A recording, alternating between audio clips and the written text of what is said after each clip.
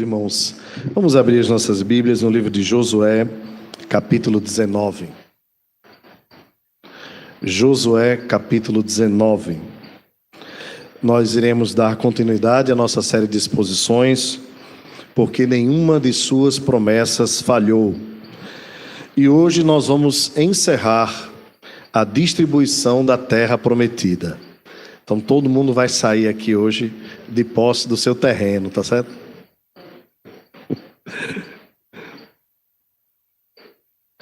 Isso porque, irmãos, já há algumas semanas nós estamos, desde o capítulo 15, observando como Deus vai cumprindo as suas promessas a Israel, aquelas promessas que ele fez ainda a Abraão, dizendo: darei uma terra à tua descendência. E também prometeu a Jacó, e Jacó profetizou bênçãos para os seus filhos, e os seus filhos agora passam a receber a herança tão almejada. Israel então passa a receber a distribuição das posses, os títulos, e nós vemos, portanto, o cumprimento da promessa do Senhor ao seu povo. Josué, capítulo 19, observe com atenção a leitura da Escritura. Saiu a segunda sorte a Simeão, a tribo dos filhos de Simeão, segundo as suas famílias, e foi a sua herança no meio da dos filhos de Judá.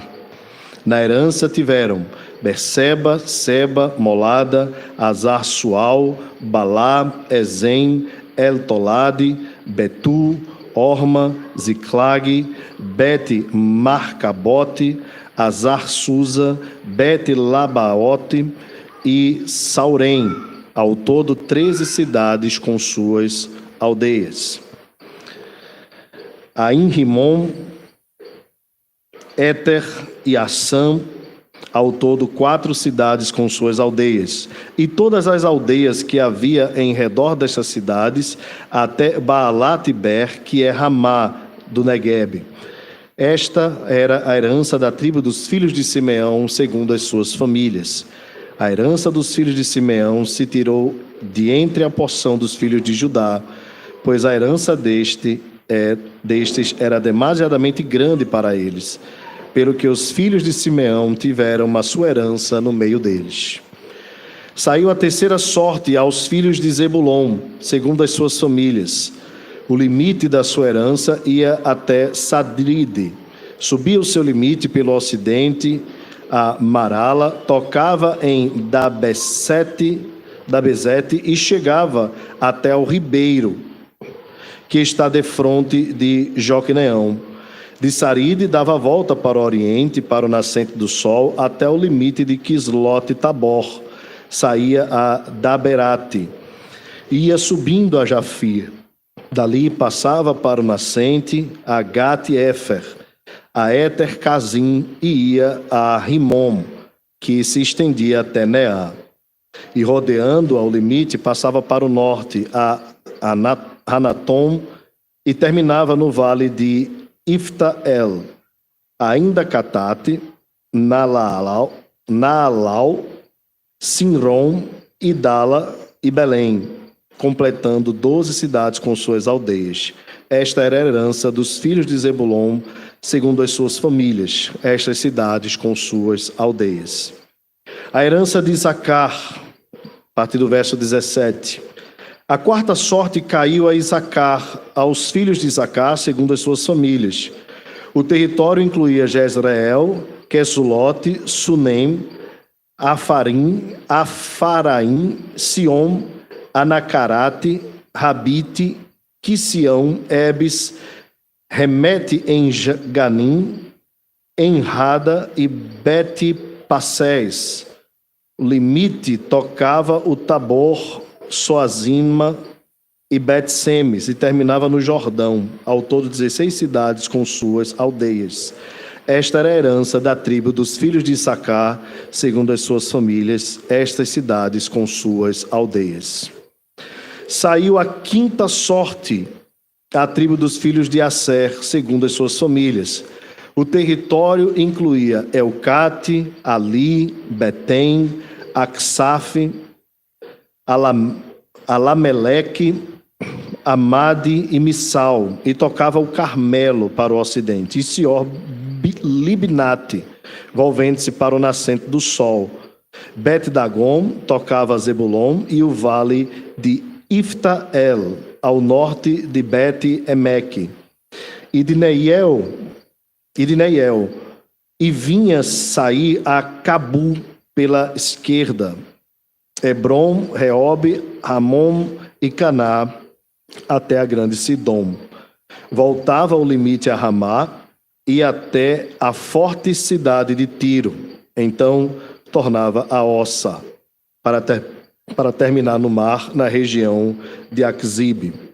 Também o mar, Afeca e Reobe, completando 22 cidades com suas aldeias.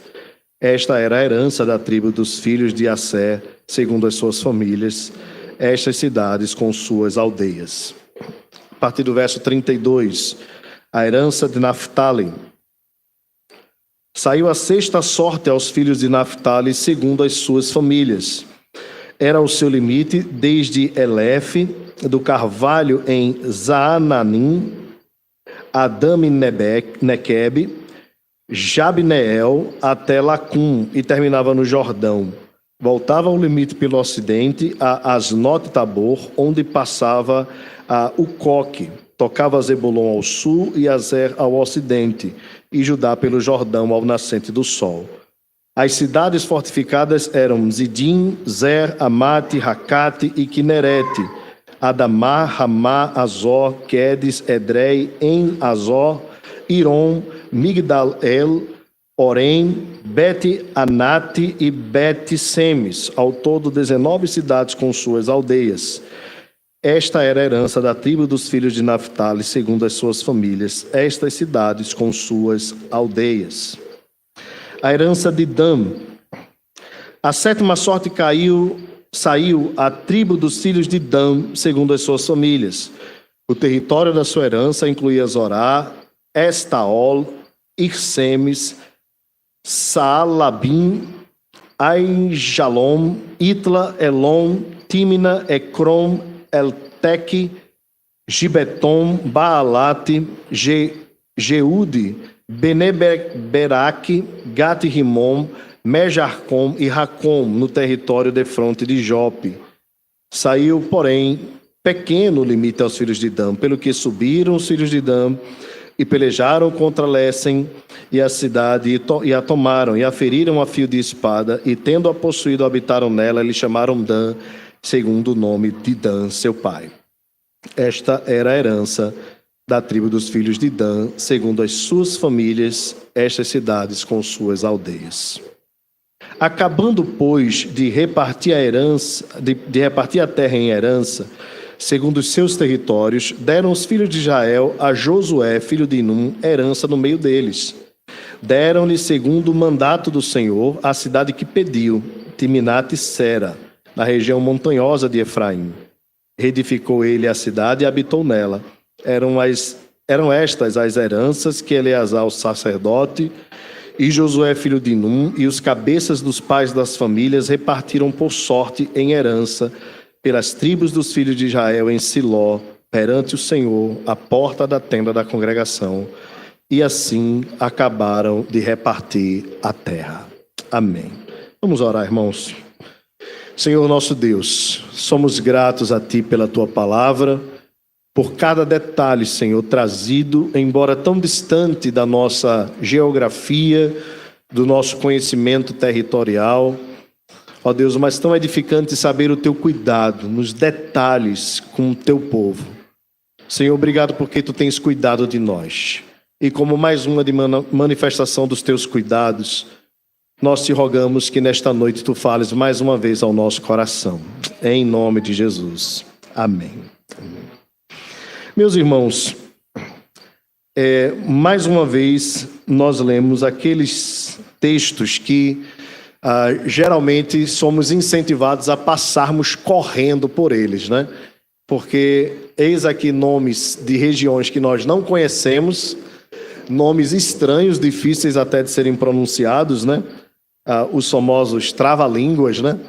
Mas nisto, a revelação do cuidado, do zelo de Deus no cumprimento das suas promessas a Israel. Ele havia dito ao seu povo que lhe daria uma terra, e sendo o povo dividido nas 12 tribos, que cada tribo receberia de acordo com as profecias a posse da sua herança. Portanto, então, como eu falei logo no início, desde o capítulo 15 até o finalzinho aqui do capítulo 19, nós estamos vendo o relato desse cuidado de Deus, entregando ao seu povo a sua promessa. Lembro aos irmãos, mais uma vez, que o cumprimento dessas promessas, da posse da terra, tem a ver com Israel como nação geográfica, né, como o Estado ali de Israel que estava sendo constituído, né, e que, embora nós tenhamos muito carinho por Israel como nação, né, como povo que Deus usou no início, como seu megafone a fim de transmitir a sua glória às nações, nós entendemos que as promessas a Israel, elas se cumprem aqui. Deus prometeu a Abraão uma terra e deu a Abraão, aos seus descendentes, uma terra. Que nós não devemos, portanto, ainda que com todo o respeito que temos à nação de Israel, termos no nosso coração aquela esperança de que os judeus serão salvos, mesmo que não se convertam a Cristo, ou como alguns até acreditam que haverá uma segunda chance para os judeus. Na verdade, os judeus estão tendo a segunda chance agora, né? Visto que já desprezaram o Messias, agora, com a igreja do Senhor pregando o evangelho, eis a oportunidade deles se converterem. Sem Jesus, sem ser por meio de Jesus o mediador, não há salvação para os judeus. Também nós acreditamos, como povo da aliança, que todos os ritos e as cerimônias que Deus instituiu para Israel na antiga aliança eram para a antiga aliança e que não tem valor a não ser trazendo seus princípios, né, para os nossos dias. Por isso nós não temos na nossa igreja bandeira de Israel, nem a estrela de Davi ou coisas desse tipo. Embora nós amemos a nação de Israel por muitos outros motivos, né? Por ser a única democracia em toda aquela região onde o autoritarismo impera e as religiões ligadas ao Islã, né, não permitem as pessoas terem liberdade. No meio de toda aquela região, Israel é como se fosse um sinal assim da graça de Deus no meio daquele povo, como democracia. Mas cada judeu precisa converter-se ao Senhor. Não é o fato de ser judeu que alguém é salvo.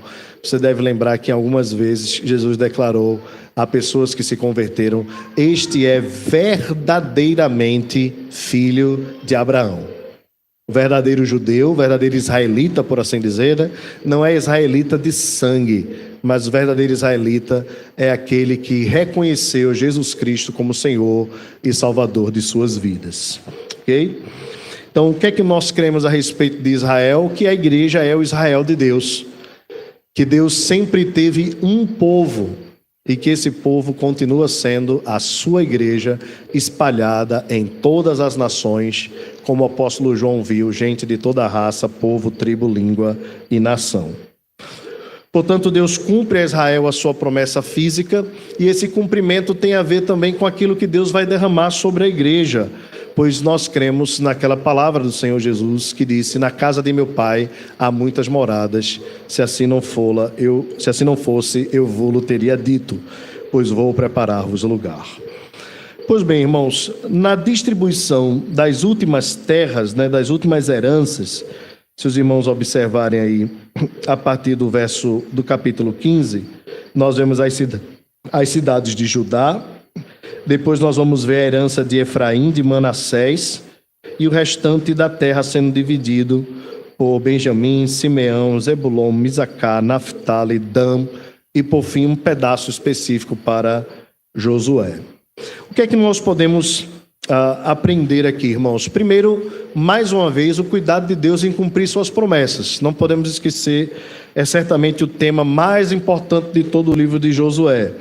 E embora nós estejamos, como eu falei e repito, distantes de entender a geografia aqui, nem mesmo a geografia atual de Israel tem a ver com isso aqui, ok? Embora estejamos distantes, nós conseguimos perceber o cuidado nos detalhes, Deus dando a cada um pedaço de terra, um pedaço específico. Mas duas coisas me chamam a atenção aqui nesse capítulo 19 e eu queria trazer para a nossa edificação. O primeiro deles está nessa seção que vai do verso 1 ao verso 9, na herança de Simeão. Se os irmãos observarem bem, a segunda sorte cai sobre Simeão. E pela ordem, Rúben deveria receber primeiro, depois Simeão. Porém, o texto nos diz que a herança de Simeão se tirou de dentro da herança ou da porção dos filhos de Judá. Isso está no verso 9.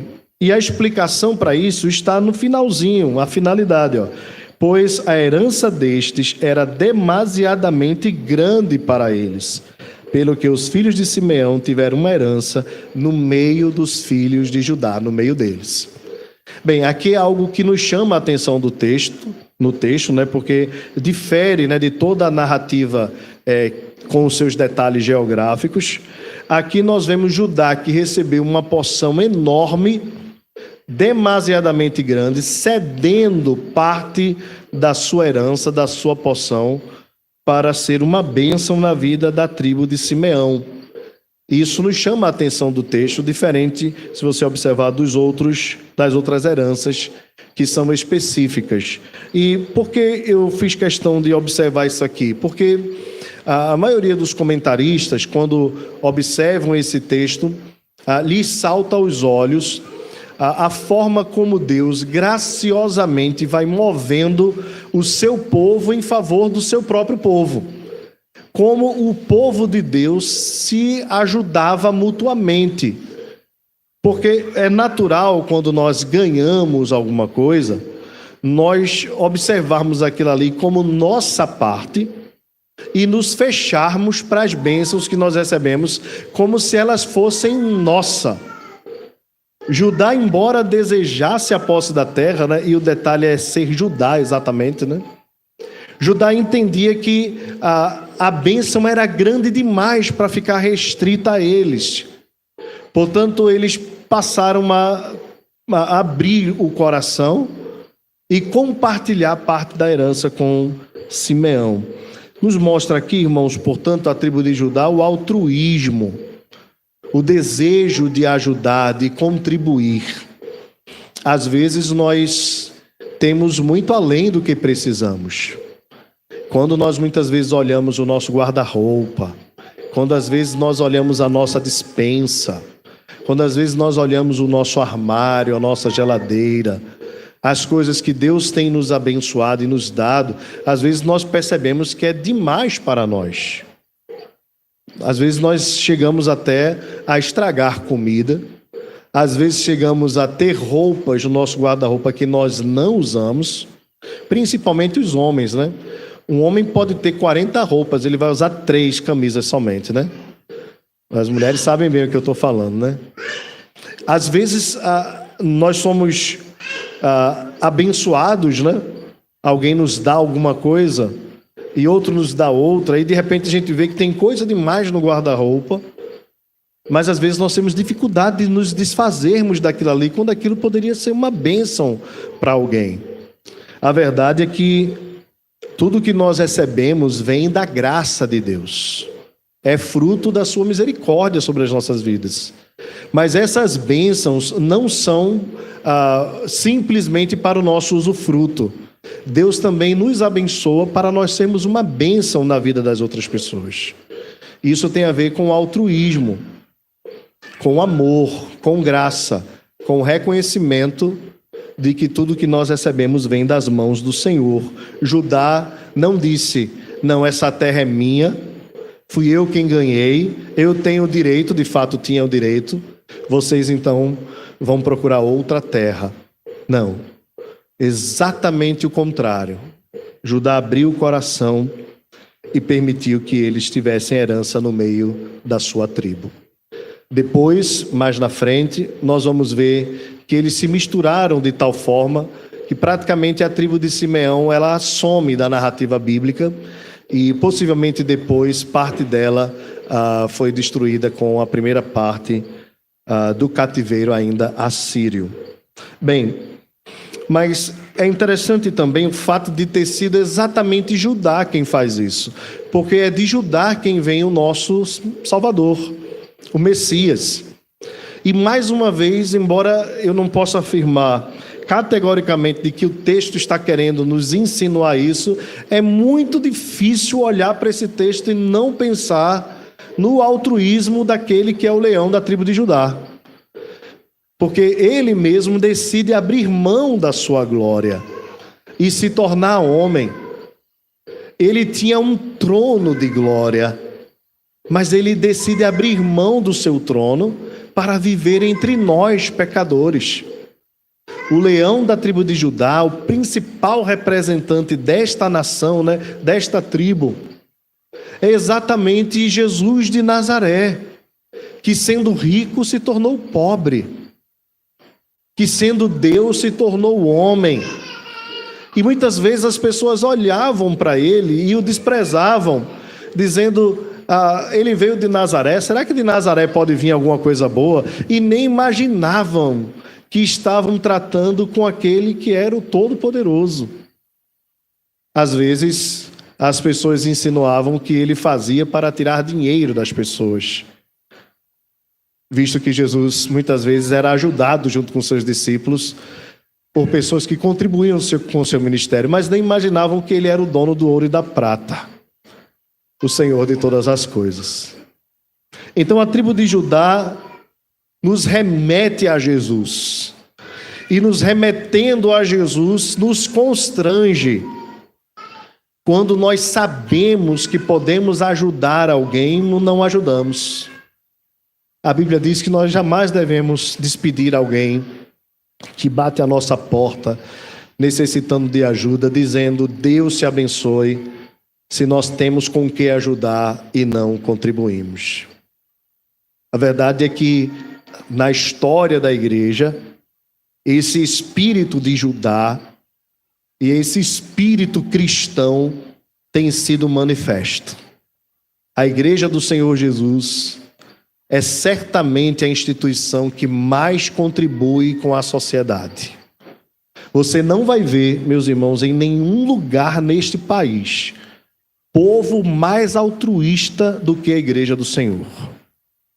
Na pandemia, nós vemos distribuições de cestas básicas, as igrejas cedem seus espaços para assistência social, as igrejas é que vão nos hospitais, nos presídios, nas casas de recuperação. São as igrejas preocupadas com a capelania, seja prisional, seja escolar, seja hospitalar. São as igrejas que mantêm hospitais, creches, asilos.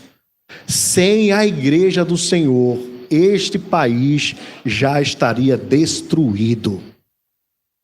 É a igreja do Senhor que faz contribuições em locais que o Estado não chega. Inclusive entre os Yanomamis, que nós vimos agora há pouco.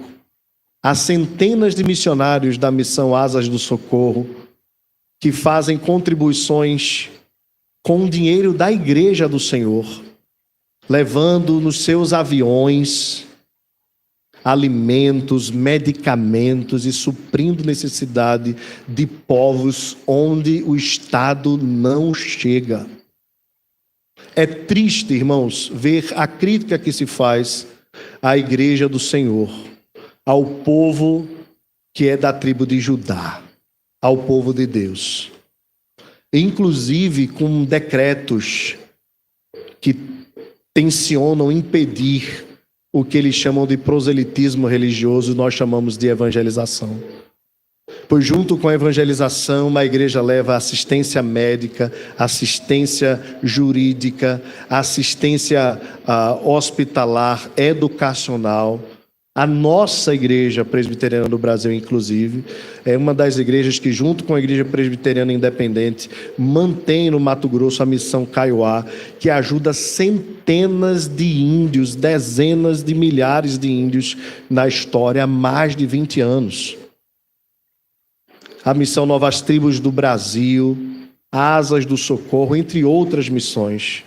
A Igreja do Senhor tem sido um modelo para este país e nós jamais devemos aceitar os ataques que têm sido feitos à Igreja do Senhor. Pelo contrário, esses que assim fazem terão que lidar com o noivo da noiva, com o noivo da igreja, pois ele tem zelado pelo seu povo.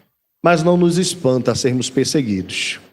Pelo contrário, a verdade é que quando nós somos perseguidos por causa da justiça, é verdadeiramente porque nós estamos sendo bem-aventurados por Deus. Porque assim fizeram com os profetas que vieram antes de nós. Já contei para os irmãos sabem, durante a juventude tínhamos um ministério na igreja de Rio Doce que visitava os presídios dominicalmente. E você não vê outros lá. São os crentes que estão lá. Em visita a hospitais, você vai perceber, são os crentes que estão lá. Às vezes com simplicidade. Lembro-me com muita alegria, assim, quando estava celebrando o enterro de um parente de alguém aqui da igreja. E me surpreendi com uma senhora que, com sua netinha de mais ou menos 8 anos, passava de velório em velório. Pedia licença e pregava o evangelho. E depois eu abordei e disse assim: senhora, qual igreja a senhora faz parte? Ela disse: eu sou da Assembleia de Deus. Mas eu faço esse meu ministério sozinha. Aliás, eu trago minha neta, porque eu sei que vou partir, mas eu quero deixar um legado para ela. Que ela se lembre das pessoas que estão enlutadas e que ela pregue o evangelho. Veja, irmãos, não era necessariamente um ministério formal, institucional, mas era um ministério que Deus havia colocado no coração daquela mulher, de pregar o evangelho num momento mais difícil da vida de alguém, que é a perda de um parente. Por isso, irmãos, seja digna de todo respeito à igreja do Senhor. Há muito mais gente séria do que gente que perturba o nosso meio. Portanto, a Deus seja a glória e a sua igreja, a sua noiva, seja o nosso respeito em nome de Jesus. Pelo altruísmo, pelo cuidado, pelo zelo.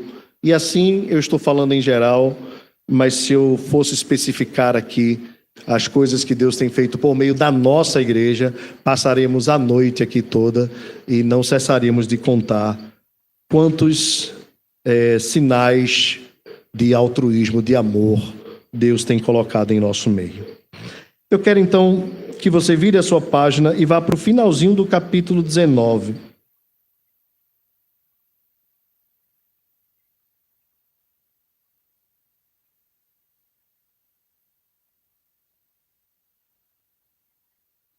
No verso 47, na herança de Dan, o texto diz: saiu, porém, pequeno o limite aos filhos de Dan, pelo que subiram os filhos de Dan e pelejaram contra Lessem, e a tomaram, e a feriram a fio de espada, e tendo-a possuído, habitaram nela, e lhe chamaram Dan, segundo o nome de Dan, seu pai.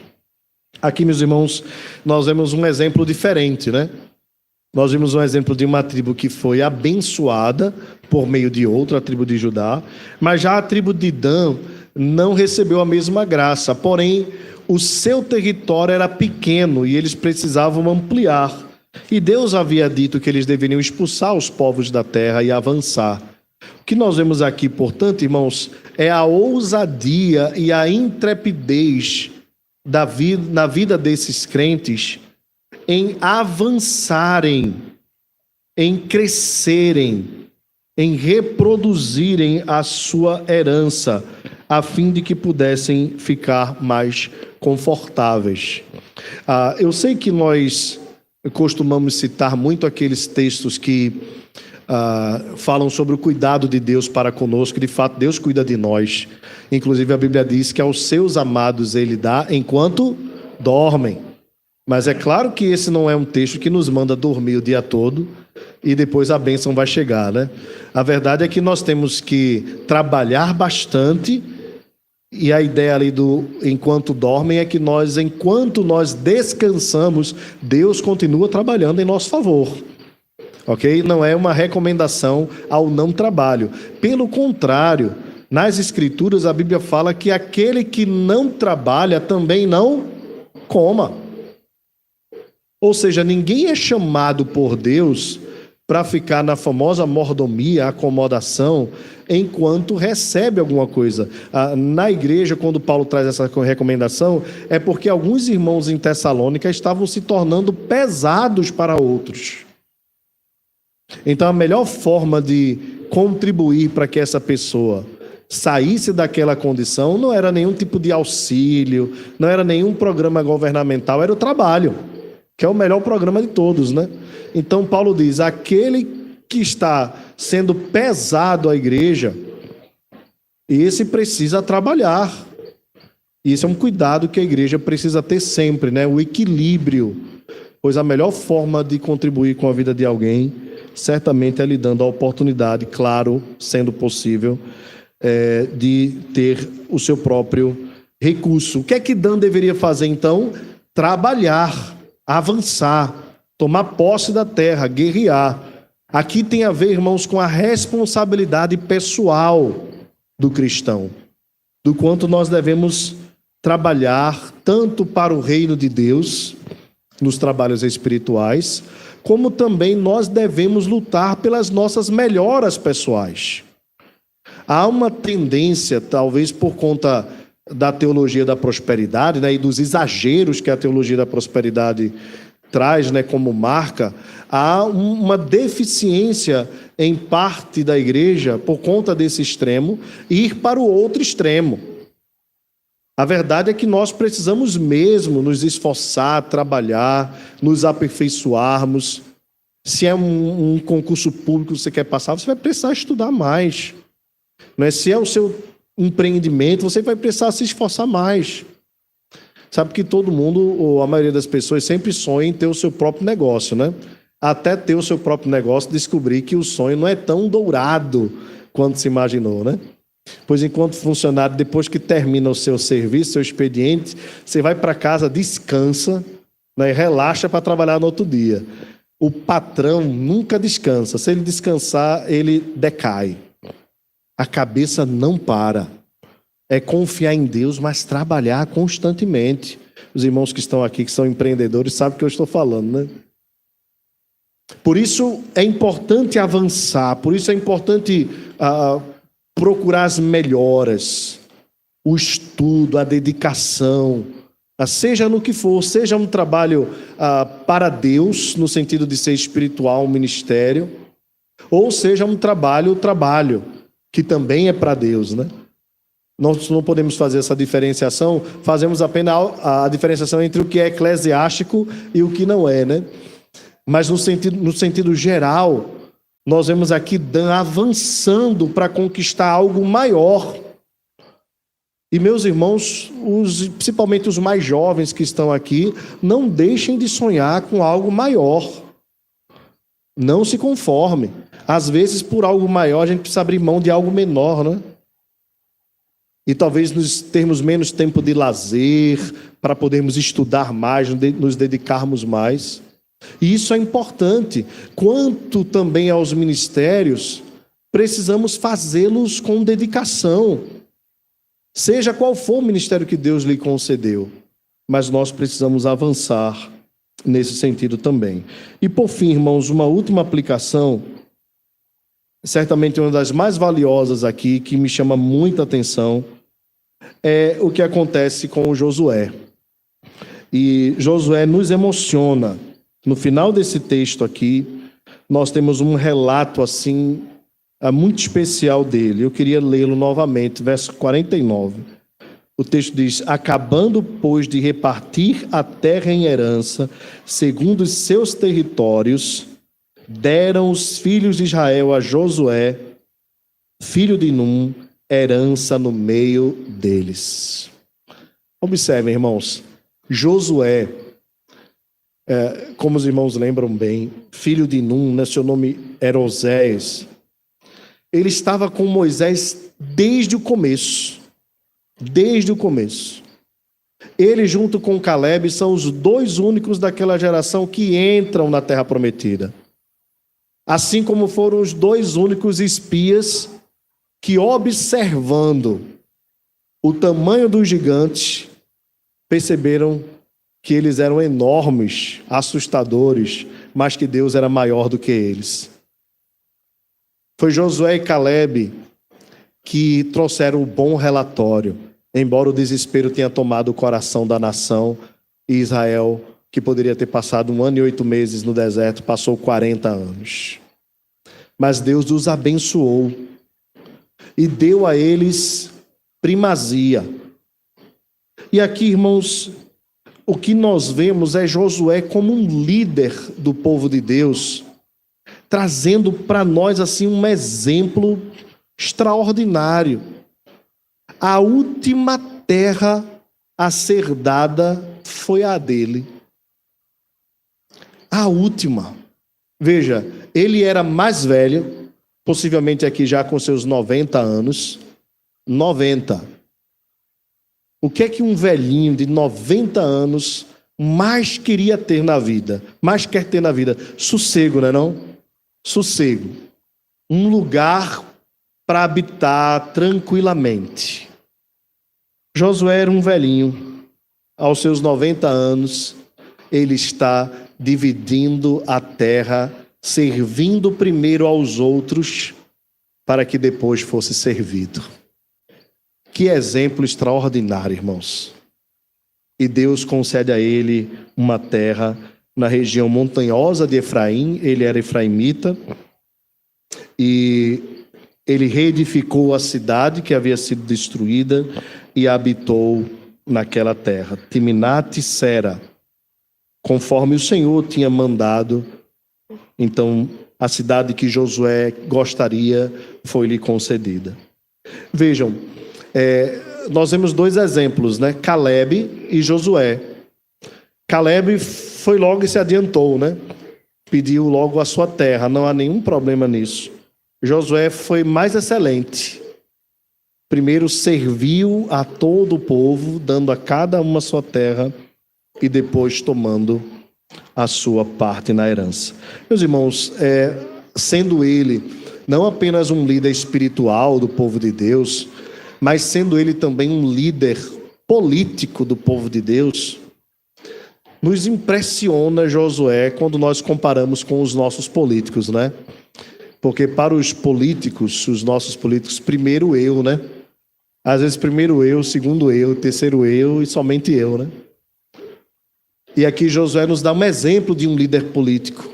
Ele primeiro serve ao povo e depois ele pega a sua parte. Quando todo mundo já está acomodado, tranquilo, resolvido, ele não vai para a frente da fila. Ele, tendo a prioridade da frente, ele vai para trás, espera todo mundo ser servido e depois ele se serve. Não é impressionante? Quem sabe esse texto poderia ser lido, né, meus irmãos? Lá em Brasília. Não é verdade? Imagina esse texto sendo lido e exposto lá em Brasília. Se deixassem, né? E quem sabe se seguissem esse exemplo. Nós temos um atual presidente da República que disse que não vai para o palácio, porque ele é um sem-teto. Gastando 300 mil reais em hotel de luxo, se considerou um sem-terra.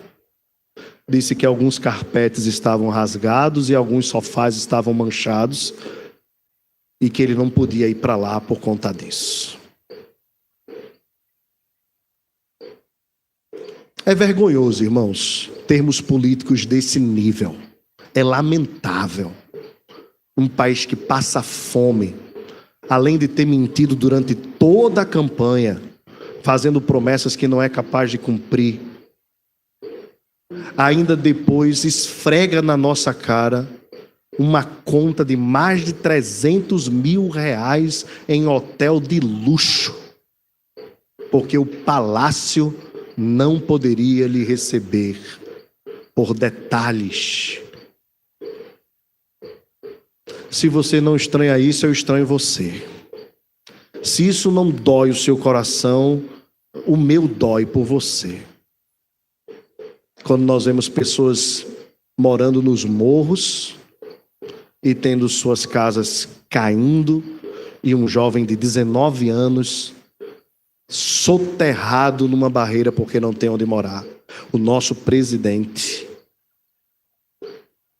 diz que o palácio não é digno de recebê-lo e gasta 300 mil num hotel de luxo.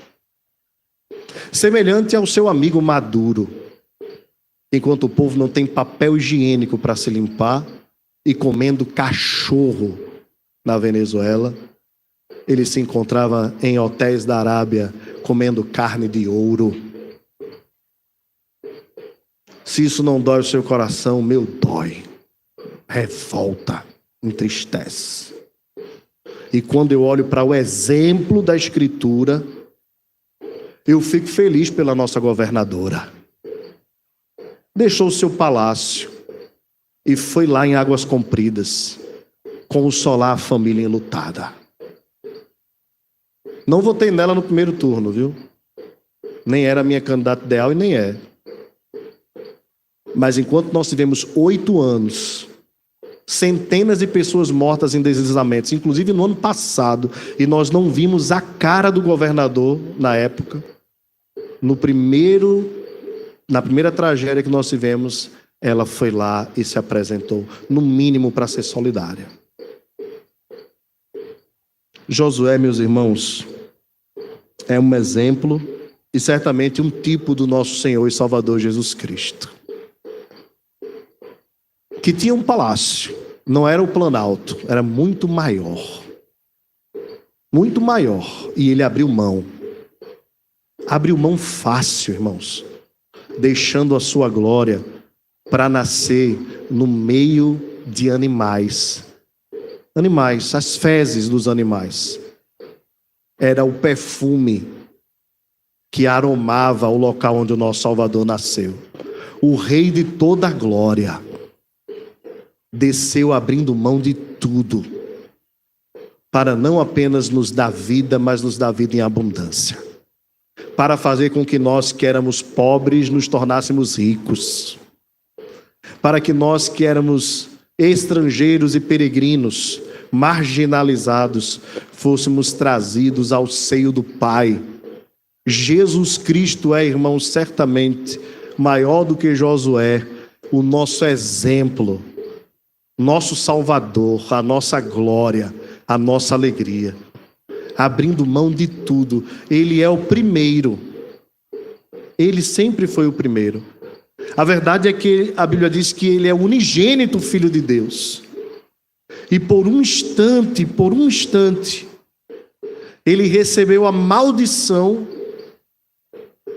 que o separou do Pai quando ele gritou: Deus meu, por que me desamparaste? É porque naquele momento ele estava carregando a culpa dos nossos pecados. O Pai virou o rosto para ele porque o Pai é santo.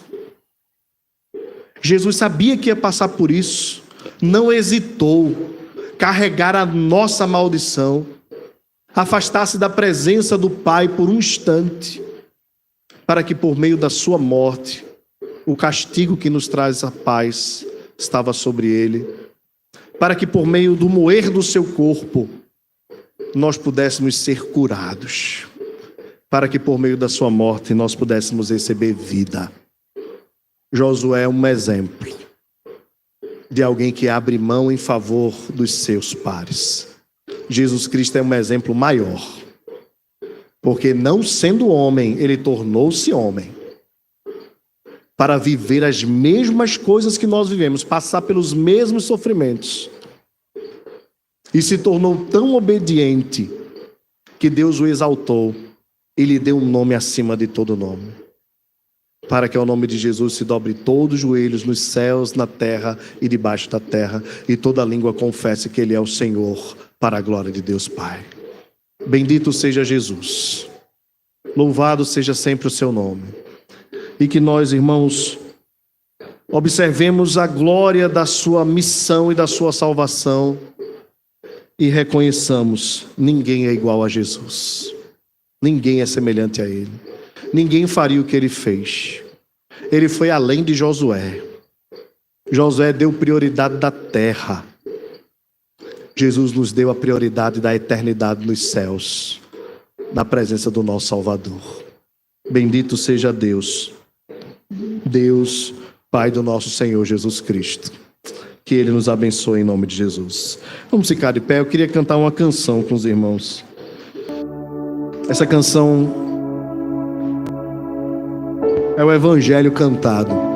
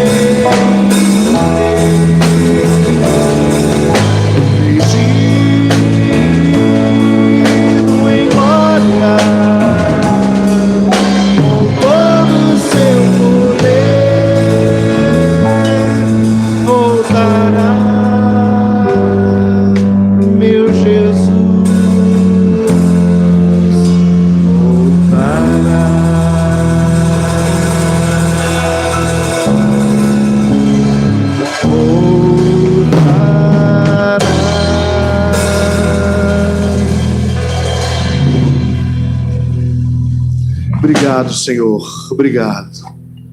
Obrigado porque Tu abriste mão da Tua glória. Tu olhasse para a nossa miséria, para a nossa desgraça, para a condição em que estávamos, Senhor, de depravação, de condenação total. E nos deste não apenas um pedaço, mas Tu nos deste uma vida inteira, eterna, para vivermos para o Teu louvor. Obrigado, Senhor, porque Tu és um exemplo para nós, um exemplo para aqueles que lideram, um exemplo para aqueles que coordenam. Ó Deus, acima de tudo, Tu és o nosso Salvador, o Salvador das nossas almas. Se não fosse assim, nós estaríamos perdidos na condenação do diabo. Obrigado, Jesus. Obrigado porque Tu não hesitaste, mesmo sabendo do sofrimento, mesmo sabendo da dor. Foi Tu mesmo, Senhor, quem decidiste subir para Jerusalém, mesmo sabendo que serias preso. Ó Senhor, muito obrigado, porque, embora com sofrimento, com padecimento, Tu não deixasse de mirar na Tua igreja, olhasse para nós com graça e com misericórdia. Obrigado, Senhor. Nós Te amamos e Te adoramos. Te pedimos, Senhor, que Tu movas o coração daqueles que ainda não Te reconhecem como Senhor e Salvador. E também, Senhor, que Tu estejas nos movendo em gratidão, ao olharmos, Senhor, para os líderes humanos, inclusive eclesiásticos, pois muitos deles, assim como os políticos dos nossos dias, apenas veem o rebanho como meio de ganhar dinheiro, de obtenção de lucro. Não são poucos no nosso meio os líderes que têm sugado das ovelhas. Senhor, não foi isto que o Senhor fez como chamado. Não foi para isso que o Senhor chamou pastores. Pastores que a si mesmos se apacentam. Dá-nos, Senhor, como Tu prometeste, pastores segundo Teu coração, que apacentam Teu rebanho com amor e com zelo. Ó Deus, dá-nos líderes, Senhor, que possam olhar para essa nação com misericórdia, para os que sofrem, Deus, com graça. Move o coração deles, se não move-os de lá, Senhor, pois Tu é quem estabelece reis e Tu também os derruba. Mas nós não suportamos mais, Senhor, principalmente vermos os mais pobres, os mais necessitados, sofrendo, padecendo na miséria, enquanto muitos estão com seus bolsos cheios. Tem misericórdia. Fala aqueles que estão com os bolsos cheios com o dinheiro da corrupção. Trata, Senhor, da nossa nação. Dá-nos a indignação santa, a fim de que nós não nos conformemos com este século. Jamais. Dá-nos a graça, em nome de Jesus. Que a graça do Senhor Jesus, o amor de Deus o Pai e a comunhão do Espírito Santo seja sobre nós, Igreja do Senhor, que está aqui, mas também em toda a terra, desde agora e para sempre.